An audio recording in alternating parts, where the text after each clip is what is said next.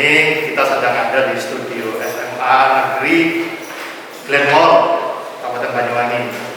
Hari ini saya sengaja menghadirkan narasumber yang tidak asing lagi untuk Banyuwangi dan mungkin untuk Indonesia ya. Kiai Toha Muntoha.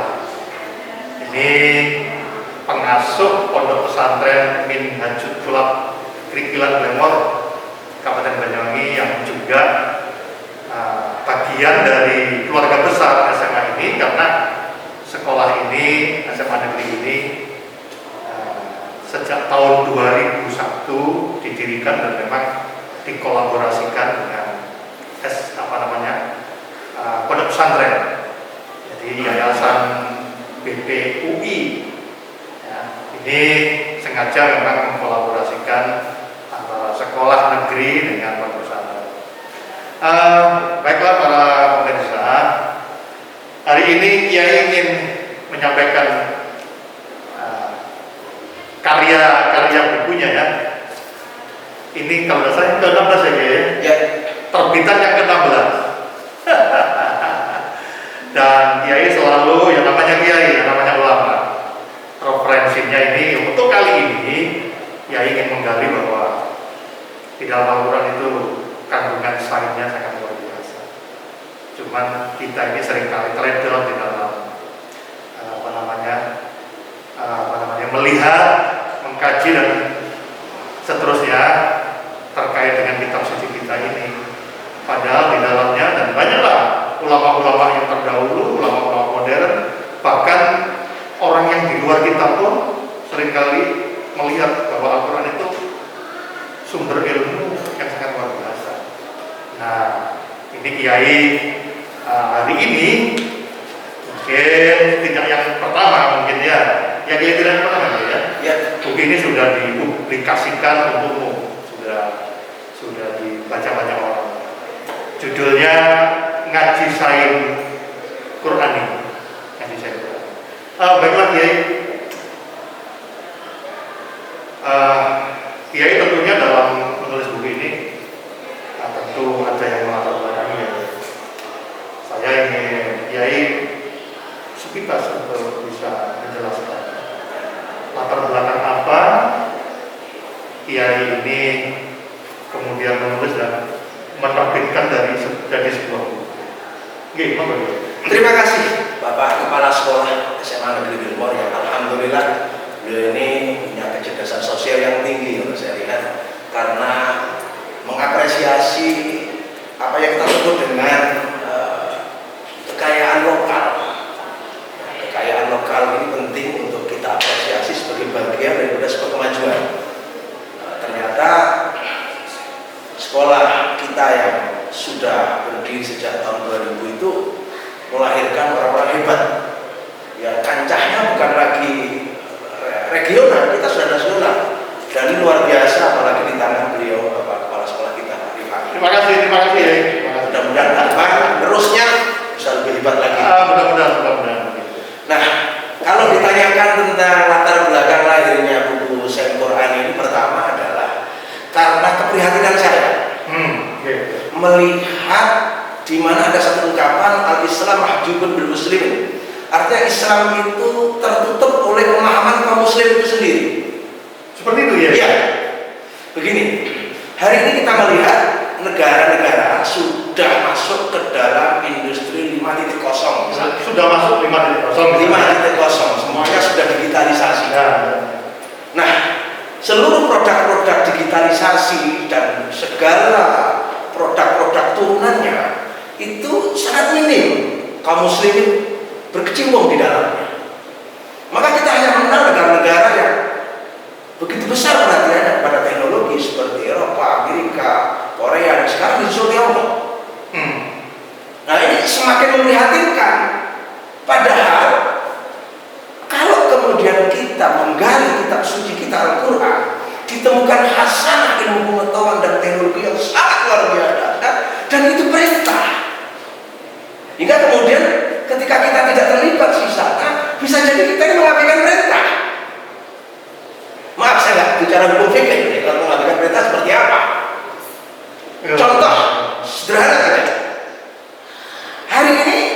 sudah bisa menerbangkan pesawat nirkawak helikopter di planet Mars. Iya. Tiongkok ini paling akhir ya. Dulu Amerika, Eropa. Nah sekarang Tiongkok. Kenapa orang berbondong-bondong ke planet luar bumi? Karena mereka berinisiatif. Di sana ada kekayaan dan ada kehidupan, di mana populasi masyarakat bumi yang semakin bertambah, tapi luasan buminya nggak bertambah. Ini kan tentu menimbulkan masalah. Maka mereka mencari terobosan. Bagaimana kemungkinan bisa hidup di sana? Ini contoh. Lah kita ini sudah punya, ya, sudah punya dasar yang menyebutkan dalam Al-Quran itu bahwa Allah itu menciptakan, ya, langit dan bumi dan binatang-binatang yang melata di keduanya. Ya, ini ambil contoh misalnya. Saya ambil contoh, kenapa saya harus buka buku? Karena memang supaya kita tahu. Ini contoh saja. Contoh saja satu ayat. Di sini disebutkan wa min ayatihi khalqus samawati wal ardh. Termasuk ayat Allah adalah Allah menciptakan langit bumi. Wa ma batha bima dan makhluk-makhluk yang ada di keduanya. Min dabat. Kemudian ditutup wa huwa ala jam'ihim, Allah mengumpulkan makhluk langit bumi itu idza yasha'u qadir. Tiba masanya mampu. Ayat ini sebenarnya akan perintah kita itu ke sana. Ada kehidupan. Bahkan ada tantangan dari Allah, la ta'khuduna illa bisultan, bisa dikatakan. Kalian tidak bisa menguasai langit bumi tanpa kekuasaan ini. Nah, inilah yang melatar belakang. Yang pertama. Nah, yang kedua, kita tahu bahwa dunia ini hanya menawarkan satu. Kemenangan itu hanya diperoleh mereka yang punya peradaban tinggi. Iya, iya. Hanya itu. Apa peradaban? Peradaban itu adalah peradaban yang mampu mempengaruhi pihak lain. Contoh begini aja. Kita dulu dalam kosakata bahasa nasional kita itu banyak dimasuki kosakata Arab. Seperti nama hari ini, Nen, Pasar, Bu, Kemis. Ya. Bahkan hitungan matematika itu yang mendasari adalah kita mau Arab. Iya. Kita mau Indonesia dulu.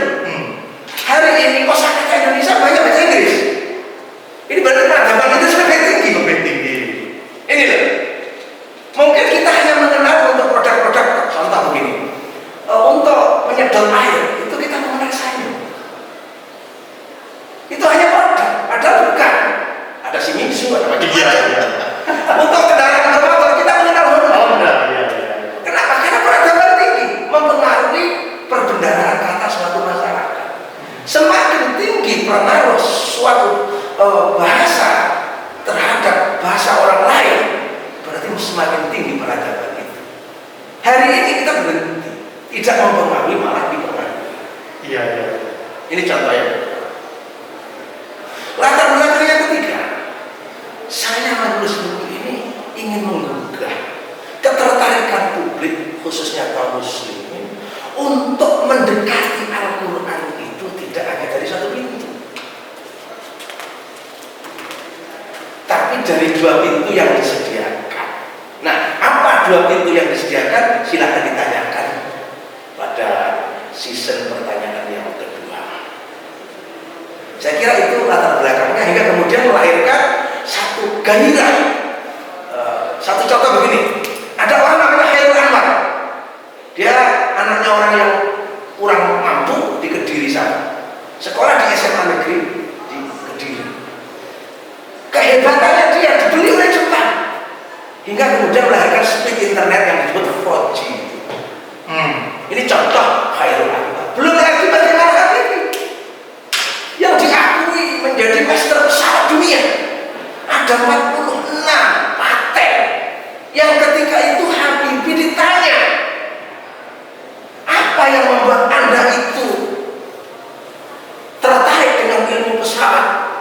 Ya, apa? Nah, ternyata Habibie itu tertarik pada satu teman kosnya di apartemen, ya, ya. Itu orang Yahudi, pinter, hingga rankingnya selalu nomor 1. Yahudi tinggal, ya Habibie kalah. Lalu dia tertarik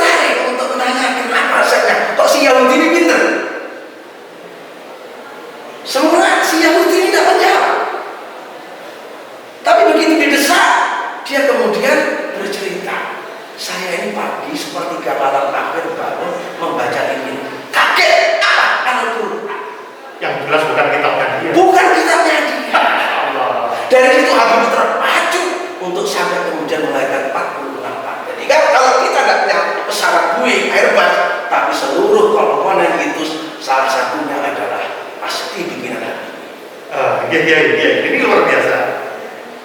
Kiai ini menulis buku ini ditulis atas rasa keprihatinan. Kita ini yang punya, mengapa orang lain yang bisa melaksanakan gitu. Opini kita sering kalah ya. Iya betul. Hebat apapun seperti Pak Habibie itu nggak akan diakui itu. Masih kita mengatakan bahwa hal yang terkait dengan teknologi sophisticated gitu ya, teknologi canggih selalu mereferensi negara-negara maju. Iya betul. Nah inilah. Padahal kalau kita kaji sebenarnya apa yang ada di dalam Al-Quran, kita diperintahkan untuk menjadi orang yang bahkan menembus langit gitu. Iya betul. Sering kali kita ini mengklaim bahwa di Al-Quran ada, di Al-Quran jelas. Tapi yang berprestasi untuk menunjukkan kebenaran Al-Quran itu justru orang-orang yang tidak memiliki kitab ini, tapi mereka mungkin juga terinspirasi apa begitu kira-kira? Saya kira semuanya simbiosis ya. Kayak Einstein, Newton, itu mereka membaca literatur Islam. Seperti itu gitu? Iya, kita tahu itu ada sejak-sejak. Oh gitu. Jadi sebenarnya seperti yang diceritakan oleh Bapak Habibie, pengalamannya pada waktu beliau ini ada di Eropa, berkumpul dengan berbagai bangsa. Sebenarnya kita ini memiliki kapasitas untuk jadi tokoh besar. Ada. Tapi opini kita selalu ada di wilayah marginal itu dia. Ya, kira-kira faktor penyebabnya apa ya? Nah, tadi itu ya saya sebut pertanyaan yang kedua ya. Begini, dasar kami membuat buku ini adalah Al-Quran surat Ali Imran ayat 190-191. Ya. Di mana di situ ada klausul yang menyebutkan kata cerdas, pinter, jenius, namanya ulil albab. Ulil albab. Ya. Ulil albab ini memiliki 2 syarat di dalam ayat itu dan banyak syarat yang lain ayat yang lain. Apa? Nah, 2 syarat inilah yang kemudian mendorong saya dan menjadikan ayat itu sebagai fondasi. Yang pertama, agama itu dipahami lewat pintu dogmatis. Kalau ini nggak sih UT. Saat ini sudah jadi hal yang paten. Iya. Tidak ada diskusi di sini. Iya, betul. Yang kedua, diketuk pintunya lewat yang bisa sebut saintis. Saya menyebutnya demikian. Scientific. Ya, scientific thinking. Nah, ayat itu berbunyi bahwa Bismillahirrahmanirrahim. Inna fi khalqis samawati wal ardi wa ikhtilafil laili wan nahari laayatin liulil albab. Bahwa dinamika penciptaan langit dan bumi serta pergantian siang malam itu menjadi daya tarik bagi kaum yang cerdas untuk mengupasnya, untuk menguliti, untuk menguraikannya. Dia tertarik dengan itu pasti. Lalu oleh Allah diterangkan siapa ulil albab. Nah ini berarti ruang yang diberikan oleh Allah untuk kita menjadi ulil albab. Ulil albab itu adalah orang alladzina yadhkuruna Allaha qiyaman wa qu'udan wa 'ala junubihim. Itu yang pertama.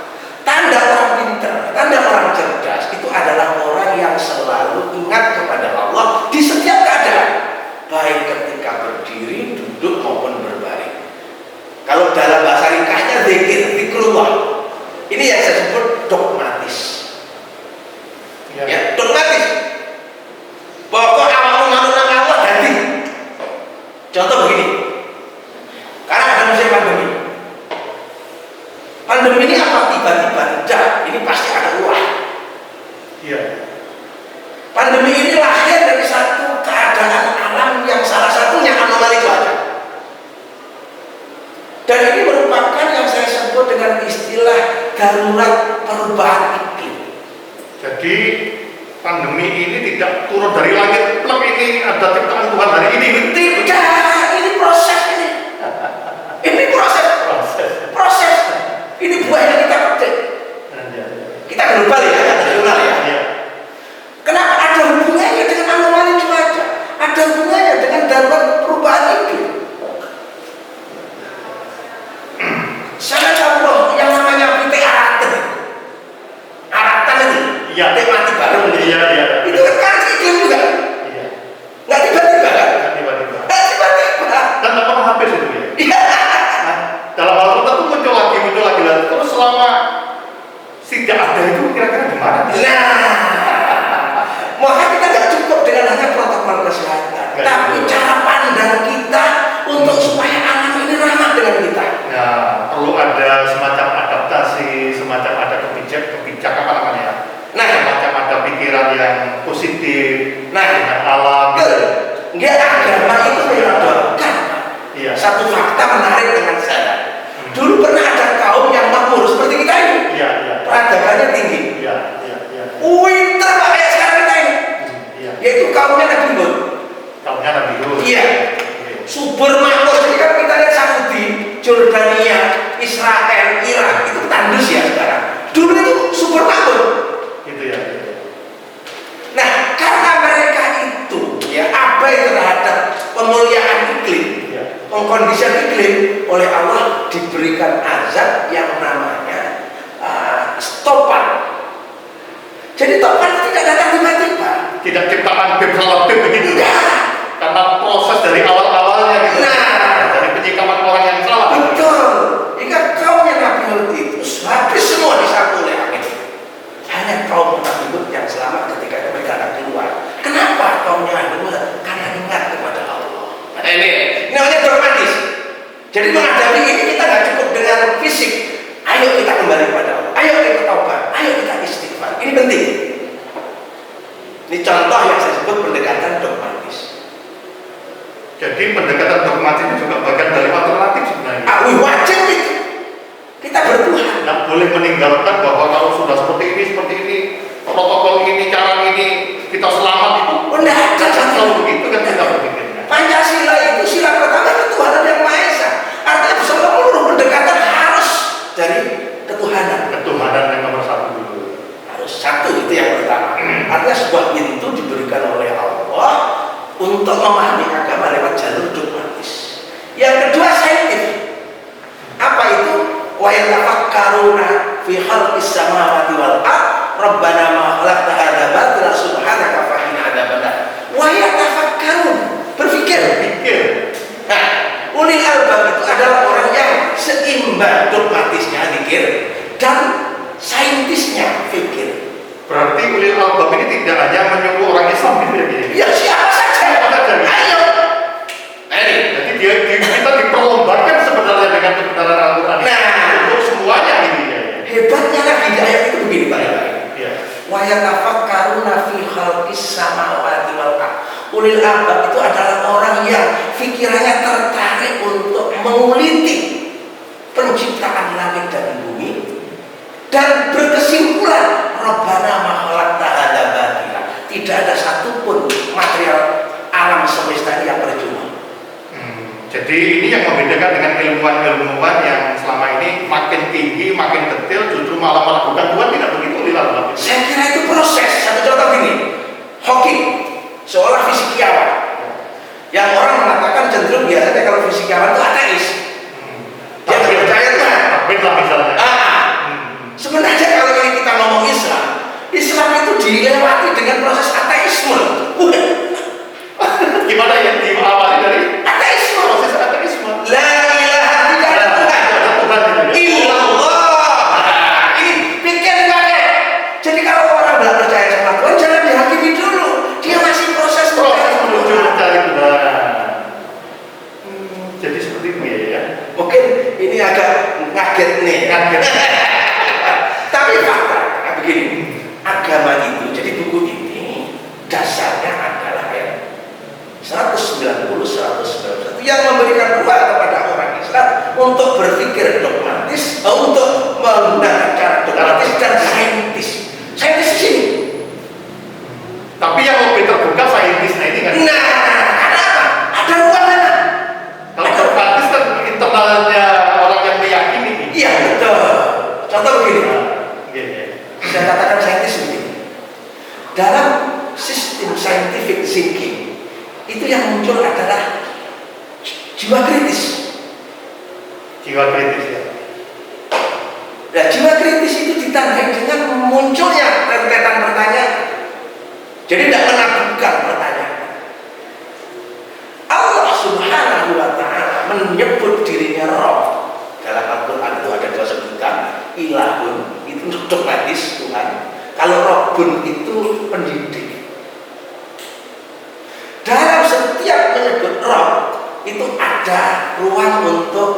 dialog antara Allah Sang Pencipta dan makhluknya. Artinya makhluknya ini diberi ruang untuk bertanya. Contoh pada malaikat. Tanya jawab. Dialektika itu sebetulnya adalah proses roh tadi itu ya. Guru tidak dialog itu gugur keguruannya. Iya. Tuhan saja mengajarkan dialog gitu. Kalau seperti itu sebetulnya Tuhan apa saja dialog dengan manusia kan gitu kan? Iya. Karena di sini ada unsur untuk seperti itu lagi. Iya. Harus berdialog begitu. Iya, makanya doa itu ada yang diawali Allahumma itu dogmatis. Iya. Ada yang diawali Rabbana. Rabbana. Itu dialogis. Nah, tapi begini ya. Tadi terkait dengan ulil albab, terkait dengan kritis dan sebagainya. Itu ada pemikiran-pemikiran kritis, tapi ternyata akhirnya justru dipukul dengan dogmatis seperti ini. Ada namanya seorang intelektual Agus Mustafa yang mengatakan bahwa tidak ada selain Allah itu kekal, maka neraka, surga, siksa semua itu tidak kekal sebenarnya. Nah, jadilah polemik yang biasa karena istilah kekal itu ternyata dalam pandangan tertentu menyebutkan yang namanya abad-abad sudah tak terbatas. Sampai kapan? Nah, neraka, surga itu tidak terbatas sampai kapan? Ini disebut itu di mana di situ adalah masa kekal. Nah, sikap kritis yang justru kadang-kadang ditolak lewat dogmatis ini, bagaimana seharusnya yang disebut ulil albab itu menyikapi? memang resiko dari dulu sampai sekarang dan sampai kapanpun, apalagi yang bersentuhan dengan kritis dari kekuasaan. Apa ya? Iya. Ini contoh. Iya. Nah, seperti Agus Mustafa tadi, saya singgung aja. Dia seorang ahli nuklir kan? Iya. Kenapa ada kekal? Ya jelas dari yang kekal. Sifat kekalnya itu dari yang maha kekal. Dari yang maha kekal. Iya, contoh begini loh. Sepeda motor ini nggak akan keropos. Padahal sifat mesin itu kan relatif. Iya. Baja ini kan keropos. Loh, terus orang pada tanya, masa ini baja kok nggak keropos? Saya kasih protektor. Iya. Sederhana kan? Ya, jadi kekal itu dalam ukuran ada yang maha kekal. Iya, betul. Sederhana. Dan itu bukan wilayah kita ya. Ini contoh ya. Iya. Ya kembali kepada pada kondisi di mana kita itu scientific thinking. Itu harus ada daya kritis. Ada daya kritis. Nah, daya kritis itu dipersilahkan oleh Allah ketika Allah itu menggunakan kata roh. Roh itu artinya guru, pendidik. Di mata Tuhan sebetulnya itu tidak ada persoalan ya. Tidak ada persoalan. Tapi di mata manusia itu sering tahu. Waduh, apalagi santri pada kiaimu, ini bisa jadi persoalan tersendiri. Nil adab dan seterusnya. Bahkan ada tindakan-tindakan yang tidak nyaman gitu. Betul. Sampai orang yang berbeda itu dibunuh saja tidak apa-apa. Itu kan sudah ekstrim banget itu. Ekstrim banget. Nah, sebetulnya Islam itu tidak mengajarkan seperti itu. Ya, saya kira itu pengalaman pribadi masing-masing. Kita nggak perlu masuk ke ranah itu. Ya. Hari ini kita bicara tentang kritis. Iya. Allah itu ketika wa idqala rabbuka lil malaikati inni ja'ilun fil ardi khalifah di surat Al-Baqarah misalnya. Allah itu ketika akan mengangkat seorang mandataris di muka bumi ini. Iya. Dia menggunakan kata roh pada malaikat itu. Tidak wa idqala ilauka. Dia berkata bahwa rohmu akan mengangkat seorang mandataris. Loh, malaikat itu protes. Qalu, malaikat berkata, loh, Allah itu protes. Berarti dari sini sudah memberikan inspirasi bahwa kita itu sebetulnya sikap kritis itu sudah dimulai dari itu. Ada. Jadi kan bayangkan, malaikat itu makhluk yang paling manut. Paling taat. Tahu gak? Keren. Iya. Apa kabarnya? Ataj'alu fiha wa yusidu fiha wa yasfiku dima. Ya Allah, apakah engkau akan jadikan makhluk yang hanya bikin rusak saja, yang akan bikin pertumbuhan darah saja? Sampai Allah kemudian menghentikan itu dengan ini a'lamu ma la ta'lamun. Aku lebih tahu dari apa yang kau ketahui. Lalu dibuat sebuah drama. Drama apa? Cerdas cermat. Untuk membuktikan Adam itu pinter, diadakan cerdas cermat malaikat dengan Adam. Jadi proses rasionalisasi di situ Di situ ada. Ini yang kadang-kadang nggak pernah kita baca. Sebetulnya kita ini diajarkan untuk senantiasa melihat sesuatu itu dengan daya kritis ya. Daya kritis. Tapi tetap dalam rasionalisasi yang terukur gitu. Iya, terukur. Satu contoh begini,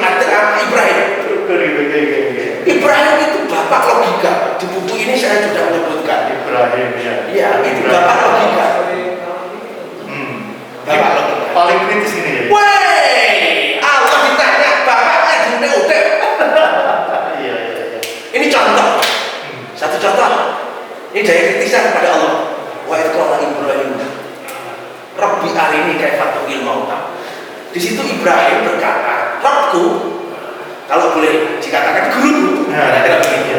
Tunjukkan kepadaku bagaimana cara untuk menghidupkan yang mati. Kemudian rohnya Allah, amalan untuk minum. Kamu nggak percaya? Sampai gitu. Iya. Apa? Pembuktian itu. Iya. Pembuktian. Apa kamu nggak percaya? Ibrahim jawabnya apa? Bala malah kelihatan makin qalbi. Iya saya percaya. Cuma pengen mantap saya ini. Macam kalau ngomong itu. Gitu ya Allah. Maka kemudian Allah membuat laboratorium. Khud arba'ata minat thayyir. Maka sekolah itu menjadi kosong kelompok kalau hanya teori. Harus ada Aplikasi laboratorium untuk Quran. SMA ini gedenya muridnya ditakoni gak ada laboratorium ya rasanya rendah. Iya benar sekali. Loh, Allah itu nyuruh kita bikin lab. Kata Allah, ambil dulu, mutilasi potong-potong, taruh di 4 penjuru angin, atas kuasaku kumpul kembali. Berarti lab. Ada upaya untuk pembuktian dari yang konsep-konsep itu menjadi lebih real di dalam itu. Makanya kan sekarang ini lucu di Indonesia. Iya. Kantor rektornya megah, perpustakaannya nyelpeh. Coba lihat ini, lihat ITB. Saya nggak tertarik. Iya. Karena bukan perpustakaannya yang megah, tapi kantor rektor. Kantornya. Kiopo itu nggak mendukung keilmuan tandanya. Maaf ini contoh. Iya. Ini pandangan saya. Iya. Maka sekolah yang hebat di depan perpustakaan yang gede, yang memberi ruang untuk akomodasi pemikiran. Lah kita udah masuk sekolah pertama kali ketemu saudara kantin. Saya berbuat ini. Iya begitu. Ya ini sebenarnya masukan ini para pemirsa saya. Sebenarnya kita ini sebagai penganut agama Islam, mohon maaf ini karena ini eksklusif membicarakan tentang Sahih Quran. Ya tadi itu membicarakan hal yang tidak umum kita dengarkan. Bahwa sebenarnya daya kritis itu diawali dari makhluk Allah yang namanya malaikat. Malaikat itu yang paling taat, yang dijalankan hanya ketaatan kepada Allah. Namun suatu ketika ternyata ada sikap kritis. Ya. Dan Allah tak marah dengan malaikat. Tidak marah dia. Ada dramatisasi Pak. Bahkan malah diadu biar kamu tahu apa yang jadi kelemahan. Jadi ukurannya ada ukuran gitu ya. Iya. Terukur gitu. Dan ternyata malaikat harus menyadari bahwa dirinya, ternyata saya memang harus seperti yang diperintahkan Allah itu harus kepada manusia. Dalam pengertian karena intelektual manusia itu lebih tinggi daripada malaikat.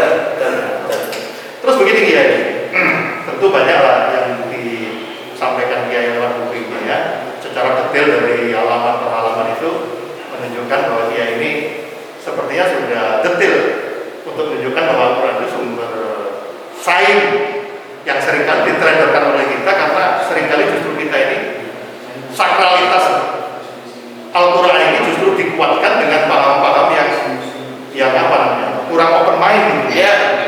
Seringkali diteledorkan ini sebetulnya sebuah sisi lemah dari kita yang tadi ya sudah saya prihatin. Mengapa hari ini yang hebat justru tidak berangkat dari negara atau paling tidak dari komunitas kita, padahal yang terdahulu kita ini sudah memberikan pencerahan-pencerahan itu lewat berbagai ilmu pengetahuan dan sains. Tokoh-tokoh dari Arab Muslim Dari Romawi sangat banyak. Bukan Romawi, jajahan Romawi. Sampai pada waktu Islam ada di Eropa dulu karya-karya bersama sangat luar biasa dari berbagai sampai sekarang. Nah kita ini sekarang malah mengalami kemacetan. Nah oleh karena itu kira-kira dari buku ini target berikutnya sasaran menjenengan sasaran Kiai untuk menulis buku ini dan khususnya untuk kita apa ya? Ya paling tidak ada keseimbangan, equilibrium terhadap pemahaman. Equilibrium ya. Iya, menuju itu. Hingga kemudian nantinya ada ulama yang ahli bidang-bidang agama ini, ada ulama yang ahli bidang-bidang sains. Lalu keduanya itu bertemu dalam satu meja untuk membicarakan problem-problem umat dan solusinya. Contoh sederhana begini, vaksin. Ya, kita ngomong vaksin. Kita ini sebenarnya begitu ngomong vaksin dulu itu meningitis waktu kita mau ke haji. Dulu ada kontroversi tadi. Isu apa yang fakta itu? Sebentar, itu kontroversi.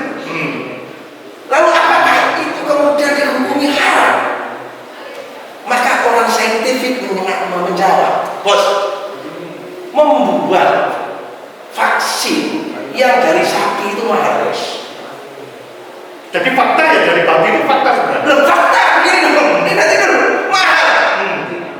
Tapi kalau dari babi itu murah. Terus? Mahal. Kalau sapi, kalau babi murah. Nah, kemudian ketika unsur babi seperti tripsin itu ya, yang sekarang lagi diisukan ada di vaksin Astra. Iya. Begini, sampai kalau makan mangga itu halal. Halal ya. Pisang halal ya. Halal. Padahal mangga, pisang, rambutnya itu teretok. Bisa jadi kotoran manusia, Kotoran manusia. Pokoknya kotoran gitu ya. Kotoran manusia. Maka untuk membuat proses fatwa halal haram, mestinya kiai yang ahli agama melibatkan ahli farmasi. Tidak dihukumi sendiri dengan Tidak cara kemudian kuat. tiba-tiba. Maka saya menganalogikan vaksin itu hampir sama dengan kalau kita itu makan mangga. Kita tidak makan teretok, tapi kita makan mangga. Jadi equilibriumnya itu antara apa yang ditekstualkan oleh hukum fikih dengan proses saintifiknya dengan dogmatisnya ini harus ada Ketemu. Maka saya kemarin kaget, loh, kok tiba-tiba Astra ini diharamkan? Katanya ada babi. Sekarang apa bisa kita membuat vaksin non babi? Bisa, tapi mahal.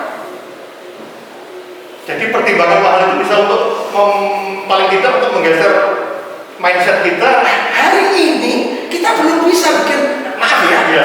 vaksin yang tidak dari babi loh Pak. Oh begitu ya? Iya, kira-kira begitu. Bisa tapi mahal. Jadi menurut hukum darurat itu sebenarnya tak perlu dipersoalkan. Iya, saya punya bab yang khusus.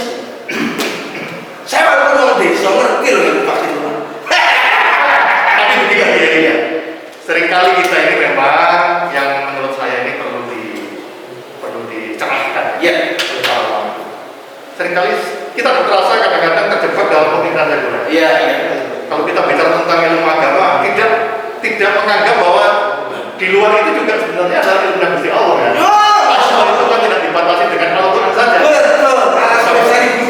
Iya, gitu. Tapi kadang-kadang itu apa kita belajar begitu tidak masuk pertanyaan kubur. Nah, ini kan pikiran-pikiran yang berusaha untuk memisahkan Iya. antara ulama yang tadinya dengan ulama sains dengan ulama agama itu harus ada sebuah apa namanya? Kolaborasi lah. Jangan terus kamu ini bukan ilmu agama, yang ini yang ilmu agama kan tidak begitu dia. Betul. Sehingga ada yang disebut dengan equilibrium. Iya. Memang Al-Quran itu begitu ya? Ya betul. Al-Quran itu dasarnya equilibrium. Iya. Ayat-ayat tentang sehat itu justru dominan. Berarti pemahaman yang minus selama ini karena kurang detail aja memahami itu. Ya barangkali turunan.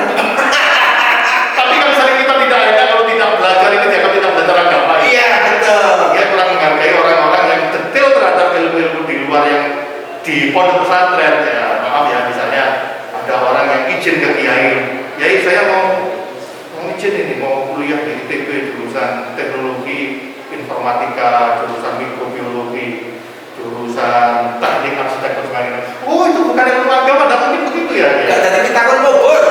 Jadi kita lakukan tidak boleh begitu. Tidak boleh. Nah, jadi kita ini ya para pemirsa, Islam itu tidak tertutup hal-hal yang hari ini oleh orang dianggap high tech. Ya, jadi apa namanya teknologi sofistikasi katanya Pak Habibie, ini canggih.